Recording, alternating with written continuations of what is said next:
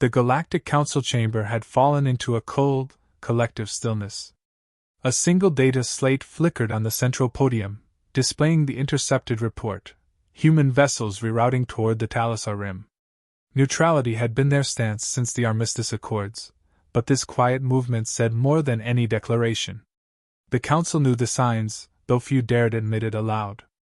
Decades ago, when Earth joined the interstellar community, their entrance was not marked by grandeur but restraint. They refused to expand aggressively. They avoided border skirmishes. They abstained from voting blocks. They built research stations, offered trade, and sent poets instead of soldiers. And yet, beneath that diplomacy, everyone sensed it, an ancient, disciplined violence wrapped in silence. Only a handful within the Council remembered the siege of Ares Delta. Even fewer survived it. Those who did never forgot the precision, the fury, the haunting discipline of human warfare. When the Terrans stopped fighting and chose peace, the galaxy sighed in relief. Treaties were signed. A buffer was placed around Terran systems. Not as a gesture of protection, but as containment. They didn't stay neutral because they were weak. They stayed neutral because war, for them, was sacred and final. Still, warnings were whispered from time to time. The Threx Elder's prophecy was often recalled, especially in closed-door meetings. If Earth chooses silence, honor it. If Earth chooses war, run. But peace had endured for so long that the words felt like myth to newer generations. To rulers like the Crag King, they were a challenge. The Crag Dominion had grown arrogant. They rose quickly through conquest, consuming smaller systems, asserting dominance through firepower and fear. Their king, born in war and bred in victory, saw Earth's neutrality as submission. He'd watched human diplomats bow, negotiate, and walk away when insulted. To him, it wasn't restraint. It was cowardice. The Council gathered to address his latest speech, broadcast through open frequencies. The Terrans hide behind treaties. Their fire is gone. Let them witness real strength. His eyes blazed crimson as he slammed a ceremonial blade into a map of Talisar. The Council winced, not because of the threat, but because they knew what he was waking. Talisar was an independent system, but one hosting a Terran outpost. Civilians. Botanists. Educators. Children. Its skies were unarmed. Its archives held more plant genomes than war records. And it was marked under Earth's neutral care. The king knew this. He struck it anyway. Some on the Council argued he wouldn't follow through. Others urged diplomacy. None dared speak directly to Earth, not after what happened the last time someone underestimated them. The silence that followed their warning was the kind that made seasoned warriors shiver. Earth had not replied. No fleet was sent. No ambassadors demanded justice. But the Council understood. That was the reply. Centuries of warfare had taught humanity one lesson above all: war was not performance. It was a decision. And once made, it would be executed to completion. The Crag King did not understand that. He laughed when Earth said nothing. He took it as victory. He misread silence as fear. He mistook mourning for surrender. Yet the Council knew the play. Before Terran legions moved, they went still. Communications would go dark. Colonies would quiet down. Trade vessels would redirect to secured docks. Civilian signals would vanish, replaced by automated placeholders. The silence wasn't absence, it was calculation. And now, those signs were beginning to show. The Threx envoy left the chamber first. His eyes hollow, voice unsteady, he spoke only one sentence before departing. It's happening again. The elder races bowed their heads. The younger ones looked on, confused, asking why no one would stop Earth. But those who knew better didn't answer. You don't interrupt Earth once the gears begin to turn. The Crag King, meanwhile, rallied his people, proclaiming dominance. He believed himself untouchable. His warships moved with pride. His propaganda declared the galaxy reformed under his rule. His eyes never saw the quiet, methodical shadows that had already begun to shift across star charts behind him. The council did not convene again. There was nothing left to say. The humans had heard the scream from Talisar. They had buried their dead in silence. And when they chose to rise, they would do so without a fanfare, without a flag, without a plea for justice. They would simply appear, and when they did, nothing would remain in their path. Talisar never stood a chance. The Crag Dominion entered its orbit under the guise of peace enforcement, broadcasting false claims of subversive activity. Civilian satellites transmitted distress signals, but none were answered. Within hours, the Dominion fleet deployed plasma bombers, systematically erasing entire surface grids. The Terran scientific outpost, once a symbol of quiet cooperation, was reduced to ash and twisted alloy. There were no weapons at that station. No soldiers. Just researchers cataloging alien soil composition and children playing among bioluminescent gardens. When the explosions began, the emergency beacon activated, transmitting a single pulse encrypted with Terran diplomatic codes. It was the only message to make it out. What followed was nothing but static. The Crag King declared victory immediately. He boasted about the destruction of what he called Terran false sovereignty. Galactic networks looped footage of his speech, flanked by banners and chanting soldiers. He claimed Earth would respond with more silence, and labeled it proof of weakness. Across a dozen systems, his admirers cheered the broadcast. But among the council, none smiled. The massacre triggered quiet outrage. The Terran Confederacy's official response, issued precisely 48 hours later, was 6 words long, asterisk. We mourn. We do not forget. Asterisk. There were no threats, no demands. Just mourning. That frightened the ones who remembered. In the outer colonies, Terran flags were lowered. Civilian channels shifted to encrypted protocols. Trade activity decreased by 30% within a single cycle. Frontier patrols vanished from public sensor logs. Earth had spoken without raising its voice, and those attuned to Terran behavior understood retaliation was not a matter of if, but when. Still, the Crag King mocked them. He addressed the galaxy with bravado, calling Earth's silence a final whimper. He publicly invited Terran leadership to his throne world to negotiate surrender terms. He displayed trophies recovered from Talisar, shattered fragments of research drones, melted metal tags belonging to human children. These artifacts, meant to humiliate, only deepened the silence. Within Terran space, internal systems began restructuring. Civilian schedules adjusted. Orbital ports halted all external traffic. AI cores recalibrated planetary defense platforms, not outwardly, but deep within secure protocols. Defense forces weren't deployed. They were absorbed. Moved without public record.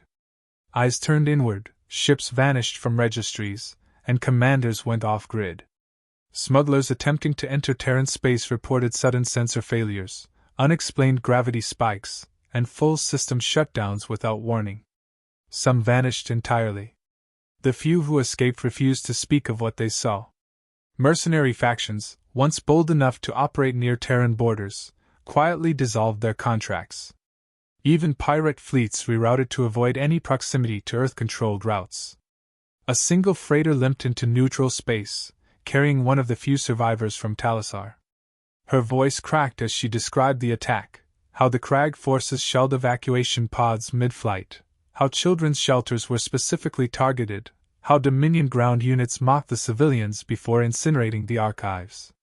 She ended her broadcast with a plea, asterisk. Don't ask Earth to forgive this. Just get out of their way. Asterisk. Galactic media tried to spin the incident. Narratives were crafted blaming rogue Dominion generals, denying the King's direct involvement. But the damage was irreversible. Earth wasn't listening to excuses. It never had. The Council, unable to act without consensus, issued only a formal condemnation. It was ignored. The Crag King responded with another display of bravado, launching a campaign into nearby territories, assuming Earth's non-response meant surrender. He was wrong. The Talisar genocide marked a line, one carved not in politics but in memory. Humanity had endured insults, tolerated aggression, and chosen diplomacy in the face of mockery. But the destruction of an unarmed outpost, the murder of non-combatants, and the violation of their protected ground shifted the paradigm. Not just for Earth, but for every observer. For the galaxy, it was a war crime. For Earth, it was personal. No Terran vessel moved publicly. No war was declared. But a subtle shift echoed through the stars. Quiet sectors once filled with civilian chatter turned to low hums of coordinated silence. Astrogation charts subtly realigned.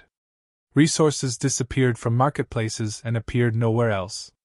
Even the stars themselves seemed to dim, where human fleets passed unseen. The Crag King celebrated what he called the conquest of Talisar. He marked it as the beginning of a new age. He believed the humans would never strike back. What he failed to understand was simple. They already had. The Terran Confederacy said nothing. No fleets were shown, no formal alliances declared, and no broadcasts made. But across known space, the atmosphere changed. Every trader, diplomat, and tactician familiar with human behavior recognized the shift. Earth was preparing, not with noise, but with absolute precision. Human colonies near the outer rims went dark. Civilian communication grids transitioned to secure frequencies, inaccessible even to Council surveillance. Merchant vessels rerouted without explanation, vanishing from commercial lanes as if erased. Mining operations on asteroid belts ceased. Satellites drifted into standby. No protests, no statements. The silence became deafening. Inside the Confederacy, conscription was never announced. It didn't need to be. Former veterans reappeared at garrisons unprompted. Automated defense systems recalibrated without command. Entire cities shifted into logistical alignment, supporting industries no one officially acknowledged. Warehouses filled, orbital stations updated, not with visible weapons, but with infrastructure that suggested preparation for something vast and final. The Terran High Command never spoke to the Council. It never needed to. The Council monitored data patterns. What they found disturbed even the most seasoned analysts. Terran AI protocols activated dormant assets, fleets not listed on any registry, armories believed dismantled, orbital yards hidden inside hollowed moons. Movement without noise. Structure without signal. Order without orders. The Crag King dismissed the reports. His advisors brought him fragments of intercepted transmissions, internal Terran codes stripped of encryption through brute force efforts. The phrases meant little to him. Protocol Vanta standby, Gravemind activation sequence pending, containment directive, phase 2. He laughed. He assumed they were meaningless military jargon, intimidation without force. He failed to understand Terran doctrine. By the time their protocols were referenced, the outcome had already been calculated. Across the galaxy, smaller factions began distancing themselves from the Crag Dominion. Trade guilds suspended shipments into Dominion space. Communications hubs reported strange interference patterns, consistent only in systems where Terran scouts were last seen years ago. Static laced with numbers. Frequency bursts that resembled nothing alien. Patterns that mirrored Terran encryption, far too complex to decode. Former combatants of Earth's last war started appearing in neutral territories. Retired generals, long silent, were seen quietly reuniting. Human civilian vessels, seemingly innocuous, were observed docking at forgotten relay stations. Their cargo unknown, their crew never registered. The Council's intelligence network could not confirm any fleet mobilization. Yet systems neighboring Earth grew tense, aware of the invisible pressure increasing by the hour. Inside Terran space, weapons systems long believed ceremonial flickered to life. Not crude plasma cannons or energy blasters like the Crag used. These were kinetic platforms, orbital rods, gravimetric distortion launchers, technologies so efficient in execution they required no public demonstration. They operated through physics, not flash. Force, not flare. Among the stars, scavenger crews began finding derelict Crag patrol ships, intact but abandoned. Logs were wiped. Black box data showed no combat. No struggle. Just sudden shutdowns, as if life had simply left the vessel. Whole crews gone, no signs of violence. Entire Dominion outposts reported communication blackouts before vanishing completely from navigation maps. When reinforcements arrived, there was nothing. No wreckage. No trace. Just coordinates and silence. The king refused to believe it. He accused his own military of cowardice. He blamed pirates, technical errors, and traitors. He continued pushing toward Terran borders, insisting Earth would bow before him. His generals hesitated, their confidence shaken, but his fury drowned their doubts. Meanwhile, deep inside human space, command channels confirmed alignment. Sectors were assigned response patterns. Civilian population centers were secured under emergency protocols disguised as routine maintenance drills. No drama. No announcements. Just efficiency. Then came the leak. An anonymous source released a single Terran message across black market networks. Unedited. Simple in structure. It spread faster than any formal statement. 4 words, asterisk. Total containment, permission granted. Asterisk no sender. No time code. No system ID. Just a final signal that removed all ambiguity. The Council didn't respond. They couldn't. It was already beyond diplomacy. Earth had decided. Merchant routes bent away from Crag systems. Entire star maps updated themselves to mark Dominion territories in red. Refugees from the outer fringes began fleeing, not from battle, but from the weight of inevitability. They didn't need war declarations. They understood something primal. Earth's silence wasn't passive. It was pressure. Calculated. Waiting. Absolute. And now, the pressure was shifting.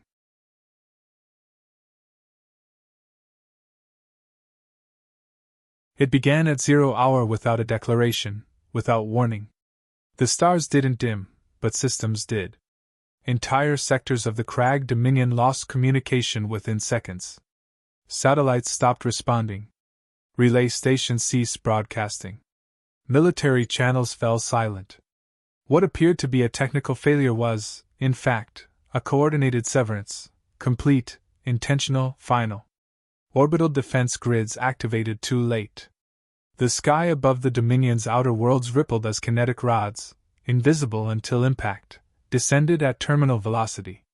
There was no light, no explosion, just instant devastation. Entire command centers collapsed in on themselves, structures compressed to rubble under the weight of raw planetary gravity redirected by Terran systems. No ships arrived in view. There were no dogfights, no conventional battles. The Terran offensive was invisible and surgical.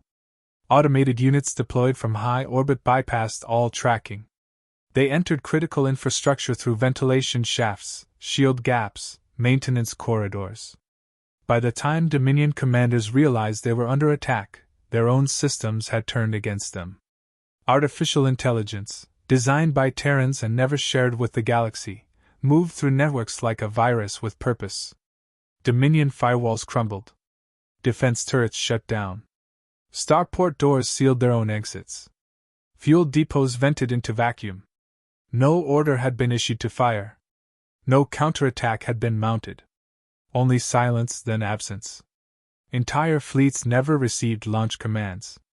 Flagships were locked in dry dock, engines disabled, crew communications severed. The Dominion's mightiest carriers remained grounded while orbital platforms, long thought safe, imploded one after another with zero trace of their assailants. Some collapsed from inside, their core systems overridden, their reactors detonated by manipulated magnetic fields. The inner command layer attempted to regroup. It failed. Any attempt to transmit orders was intercepted. Emergency codes were rendered invalid. When Dominion leadership tried to broadcast manually, all they received was a static hum followed by a brief message in neutral Terran tone. Asterisk. This is your consequence. Asterisk. 72 hours into the operation, Dominion space was no longer navigable. Civilian populations, untouched, remained under lockdown. Human drones enforced containment zones, issuing no threats, responding only to aggression with disabling measures. They avoided mass casualties. No civilian target was harmed. But every military node, every weapon, every communications hub, every production line was systematically erased. The Crag King's throne world was spared, but surrounded. His planetary grid went offline. Royal guards vanished from sensors. External ships attempting entry were intercepted, disabled, and escorted away without resistance. Inside his palace, power failed. Emergency lights blinked for an hour before dying. Airflow continued, food systems remained operational, but the outside world became unreachable. He stood alone. No advisors. No broadcasts. Just silence, punctuated by the cold hum of Terran presence hovering above, unseen but unmistakable. In the final hours, the king's remaining generals attempted escape. Their ships, once beacons of power, drifted lifeless within their own hangars. They'd been stripped of energy, navigation, even internal lighting. No explosions. Just cessation. They stood aboard vessels that could no longer move, surrounded by darkness, aware that any attempt to flee would trigger containment protocols they couldn't comprehend. Across the galaxy, the reaction was immediate.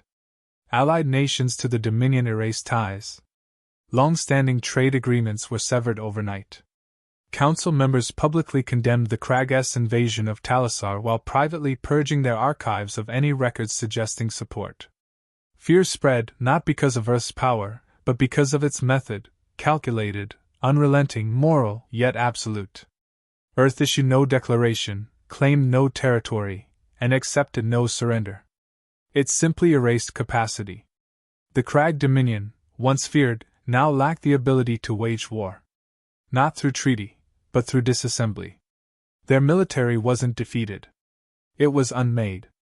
Humanity released one message to the Galactic network. No anthem. No image. Just text. Asterisk. This was not conquest. This was resolution. Let none forget why it happened. Asterisk. In under 4 days, the conflict ended. There was no peace treaty. No negotiations. Earth returned to silence, its fleets vanishing once again. Sensors picked up no Terran ships. Council systems received no new requests. But across every known chart, the Krag Dominion was marked differently, not conquered, not allied, but silenced. And within that silence lived a permanent truth: Earth did not rise in anger. Earth responded to injustice. And when it did, it left no doubt who made the final decision. The Krag King sat beneath the shattered remains of his once proud banner, stripped of rank, command, and voice. The palace had not been touched by fire, but by isolation. His titles dissolved. His reign ended not with execution, but erasure. No resistance. No appeals. The galaxy had already moved on. He was delivered to the council in silence. No human escort, no formal presentation. He simply appeared inside the chamber's holding sector, unharmed but hollow. Around him, representatives from dozens of worlds stared without speaking. No questions were asked. None were necessary. His legacy now lived only in consequence. A single file played across the central projection, raw footage unedited. Children crying under falling ash. Scientists shielding data cores with their bodies. Emergency beacons flickering as fire consumed domes of glass and steel. No narration, no commentary, only reality. The feed ended with the sound of breathing, shallow and trembling, from the last survivor transmitting in real time before silence claimed the signal. No one spoke. The council logged the file, archived it in public records, and turned away. Not as dismissal, but as judgment. The session was closed with no resolution offered. His fate was not theirs to decide. That decision had already been made on Talisar. The Confederacy refused to occupy. No ground forces landed. No territory was annexed. The military nodes were disabled, the Dominion neutralized, but Earth claimed nothing. They dismantled threat, not identity. Human presence faded, replaced by unmanned monitors enforcing a single condition: no weapon would be raised by the Dominion again. The galaxy expected retribution. What it saw was restraint. Not forgiveness, but closure. A message delivered with finality and purpose.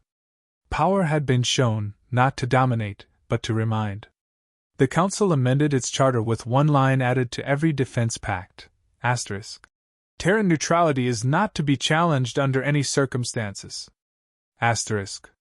Former allies of the Dominion issued formal apologies. They were either accepted nor returned. Earth acknowledged none of them. It moved on. The war had not been fought for influence. It had not been waged for land or tribute. It had been carried out for one reason alone: memory. The king was exiled to a remote, unpopulated moon under automated supervision. No guards. No chains. Just solitude. His only possession, a memorial stone, left by Terran personnel before their final withdrawal. Its inscription was not in warning, not in condemnation, but remembrance. He read it daily, though its words never changed. Asterisk. For the innocent silence before their time. We remember. Asterisk. In the years that followed, no retaliation emerged. No resistance formed. The Dominion became a name taught in history, not politics. Its remaining worlds, demilitarized and closely monitored, shifted focus to survival, education, and reconstruction under strict non-expansion laws enforced by neutral AI systems. No Terran officer returned. They were never needed. Scholars from other civilizations debated the operation for decades. Some called it strategic perfection, others an ethical enigma. But none could deny the outcome. Earth had rewritten the rules without pen or sword. Every simulation attempting to replicate their method failed, not because of weapons, but because of decision-making beyond tactical reasoning. It wasn't about speed. It was about certainty. Children on distant planets learned the event not through propaganda, but through memorials, quiet fields seeded with Terran-origin flora, maintained by silent drones. No inscriptions described the war. Only names of those lost, from both sides, engraved beneath the soil, accompanied by no flags, no borders, no claims. Humanity's message endured in its absence. It had acted without desire for conquest, without lust for recognition. It had intervened when no one else could or would. It left no empire in its wake. Just a truth the galaxy could no longer ignore. When Earth is loud, it's diplomacy. When Earth is quiet, it's warning. And when Earth moves in silence, it is already too late. In the end, no monument rose on Earth itself. No parades, no medals. The children of Talisar were honored not with statues, but with seeds, genomes preserved, planted in hundreds of human gardens across colonies. Every bloom a living memory. The galaxy never forgot. It never dared to. Because the day Earth answered without speaking became the day silence was no longer safety, but judgment.